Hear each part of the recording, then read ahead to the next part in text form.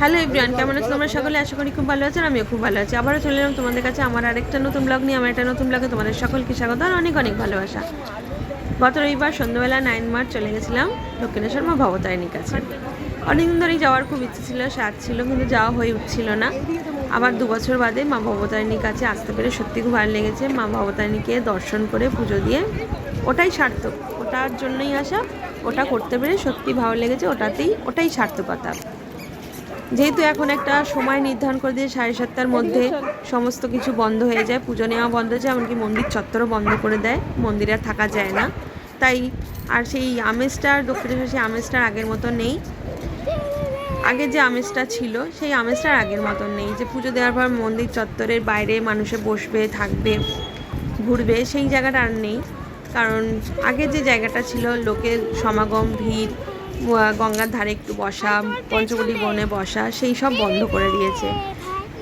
এখন একটা সময় নির্ধারণ করে দেওয়ার পর একটা আর্টিফিশিয়াল ব্যাপারটা এসে গেছে, সেই জন্য আর দক্ষিণেশ্বরটা আর আগের মতন সেই আমেজটা নেই।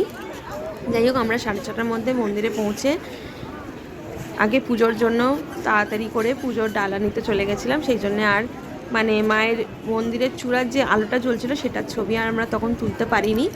তাই আগে তাড়াতাড়ি করে পুজোর ডালা নিয়ে, জুতো জমা করে, টোকেন নিয়ে মায়ের মন্দিরে গর্ভগৃহে প্রবেশ করলাম।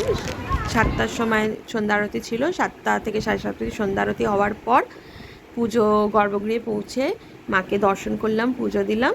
তারপর 7:45 নাগাদ মন্দির থেকে বেরিয়ে আমরা যেখানে জুতো খুলেছি, ফোন জমা করেছি, সেখানে এসে, যেহেতু মন্দিরের ভেতরে ফোন অ্যালাউ নয়, তাই মন্দিরের ভেতরে ছবি তো তোলা যায় না এখন, তাই বাইরে এসে ফোন নিয়ে তারপর মন্দিরের বাইরে যেখানে রামকৃষ্ণ, মা সারদা দেবী, রানী রাসমণির ছবি আছে, সেখানে একটুখানি আলো জ্বলছিল, সেখানে 2 ছেলে ছবি তুললাম। তারপর দেখলাম সেখানেও লাইট নিভিয়ে দিয়ে ঘুটঘুটে অন্ধকার করে দিচ্ছে। এমনকি আমরা এই যে ডালার দোকানগুলো, তারাও পর্যন্ত আমাদের 7:30 বেশি দেরি হয়ে গেছে বলে ওরা বাইরে আমাদেরকে দাঁড় করিয়ে প্রসাদ দিয়েছে, জুতো বের করে দিয়েছে, নিজেদের জায়গা পরিষ্কার করে লাইট নিভিয়ে পুরো ঘুটঘুটে অন্ধকার করে দিয়েছে। লোকজন দাঁড়িয়ে থাকো, ওদের দেখার দরকার নেই, ওরা 7:30টার মধ্যে সব বন্ধ। যাই হোক, পুরো দক্ষিণেশ্বর ঘুটঘুটে অন্ধকার করে দিল, হয়ে গেল 7:30টার মধ্যে সব বন্ধ।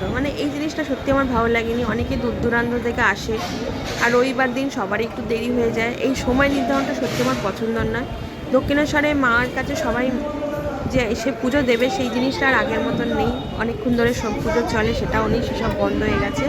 যেও এখনের নতুন বর্তমান যুগের সাথে তাল মিলিয়ে চলতে হবে, সময় নির্ধারণ সেরকমভাবেই করতে হবে। যাই হোক, দক্ষিণেশ্বর আসবো, কচুরি খাবো না তা বললে হয়? পুজো দেওয়ার পর এটাই তো একটু আকর্ষণীয় খাবার। যেও পুজো দেওয়ার পর মন্দির বাইরে এসে একটি দোকানে গরম গরম হিঙ্গর কচুরি খেলাম। আমি, আমার স্বামী, 2 ছেলে, আমার ছোটো ছেলেও খেলো। যাই হোক, আমার ভিডিওটা ভালো লাগলে লাইক, কমেন্ট, শেয়ার। আবার দেখা হবে নতুন আরেকটা ব্লগে। টাটা।